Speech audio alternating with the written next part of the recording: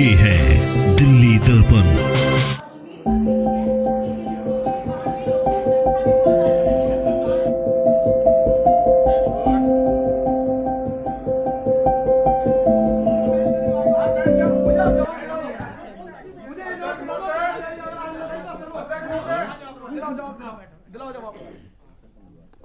मैं तो इतना ही कहना चाहूंगा, मैं आम आदमी पार्टी का पार्षद हूं, मैं विपक्ष के अंदर बैठा हूं। मेरा काम आवाज उठाने था, मैं आवाज उठाता रहूंगा, मजबूती से उठाता रहूंगा।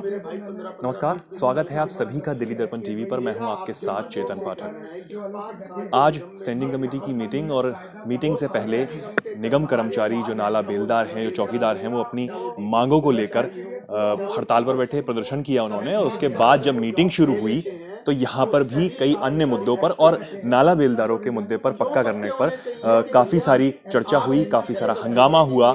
हमने आपको पहले फेसबुक लाइव में भी दिखाया था कि किस तरीके से जो निगम कर्मचारी हैं वो हड़ताल पर बैठे, और हमने विपक्ष की तरफ से जो स्टैंडिंग कमेटी मेंबर हैं अजय शर्मा, उनसे बात की थी कि वो क्या आज मांगे उठाने वाले हैं। उन्होंने स्टैंडिंग कमेटी में मांग उठाई, वो अभी मेरे साथ हैं, उनसे बात करते हैं। अजय शर्मा जी, नाला बेलदार, अभी हमने कुछ देर पहले जब मीटिंग शुरू होने से पहले आप मिले थे बाहर, तो जो कर्मचारी थे वो हड़ताल पर बैठे हुए थे, उनका आपने मुद्दा उठाया, क्या आपको जवाब मिला और क्या कहा गया? क्योंकि सिर्फ 92 बेलदार हैं जो अपनी मांगों को लेकर लगातार अड़े हुए हैं। देखिए, 92 बेलदार में 6 बेलदार एक्सपायर भी हो चुके हैं, और इनका 2006 तक का बीजेपी शासित एमसीडी ने खुद ही ऑर्डर कर रखा है, उसी ऑर्डर को खुद नहीं मान रहे। पिछली बार भी मैंने इनकी आवाज़ उठाई थी, आवाज़ उठाने के बाद मुझे चेयरमैन साहब ने कहा था कि इसे इस बार में पक्का कर देंगे। कमिश्नर साहब से भी मेरी बात हुई थी, उन्होंने कहा था इस बार में पक्का कर देंगे, पर आपने देखा कि वो हमारी बातों को दबाते, हमारी बातें सुनते नहीं है। पर हम मजबूती से इन लोगों के लिए आवाज़ उठाते हैं, और उन्होंने मुझे 3 दिन का समय दिया है कि 3 दिन के अंदर नाला बेलदारों को पक्का कर देंगे। देखिए, पक्का इन्होंने करना नहीं है, इन्होंने राजनीति करनी है। मैं तो इतना ही कहना चाहूँगा, मैं आम आदमी पार्टी का पार्षद हूँ, मैं विपक्ष के अंदर बैठा हूँ। मेरा काम आवाज़ उठाने था, मैं आवाज़ उठाता रहूँगा, मजबूती से उठाता रहूँगा। जैसे इन्होंने मुझे कहा कि धमकाया कि मैं हम आपको बाहर निकाल के फेंक देंगे, आने नहीं देंगे, तो बहुत सारी चीज़ इन्होंने मुझे बताई।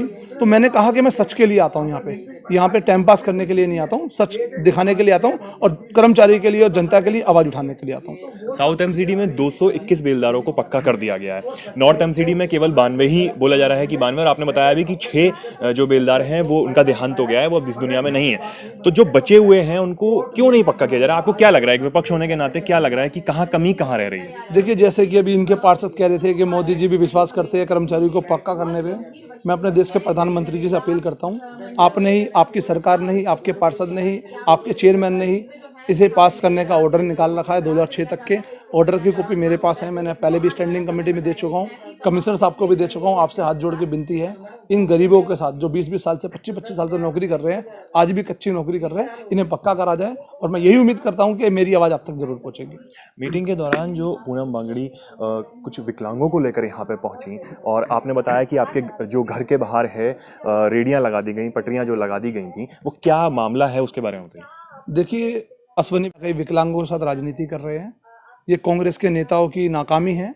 आज उन्हें पता है कि उनका दिल्ली में, देश में नामो निशान खत्म हो चुका है, वो विकलांगों की राजनीति कर रहे हैं। रातों रात तख्त आते हैं, रोड पे लग जाते हैं, बिक जाते हैं, उन लोगों से पैसा ले लिया जाता है, उन लोगों को सर्वे के नाम पे उन्हें कहा जाता है कि आपको यहाँ पे तयबाजारी के खोखे लगा के दिए जाएंगे। तो मैं बात करता हूँ कमिश्नर साहब से, डीसी साहब से, चेयरमैन साहब से मेरी बात होती है, तो डीसी साहब ये कहते हैं कि उनके वार्ड में 700 से ज़्यादा सर्वे हो चुके हैं। मैं ये पूछना चाहता हूँ कि उन 700 से ज़्यादा सर्वों में क्या किसी एक विकलांग का सर्वे हुआ है?